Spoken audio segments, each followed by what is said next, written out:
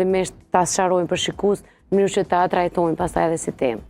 Njëtë sikur sëmundja Alzheimerit, lidhet sepse të dyja janë sëmundja neurodegenerative. Edhe procesi etiopatogeneza e sëmundjeve neurodegenerative është shumë e ngjashme, mos them në disa faza edhe e njëjtë.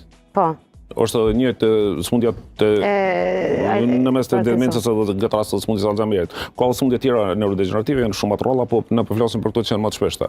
Sakt. Kjo është arsyeja pse këto dyja lidhen në mes veti. Po sëmundja Parkinsonit, derisa sëmundja demenca karakterizohet, sheja kryesore është harresa, dhe sëmundja Parkinsonit sheja kryesore është dridhja.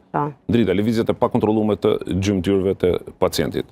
Një person me demencë ka predispozit më shumë me pas me Parkinson, apo një person me Parkinson ka predispozit më shumë me pas demencë? Këto nuk e di. Këta nuk e din. Që i kanë të dyat, kemi rastë shpejt, po cilat cilën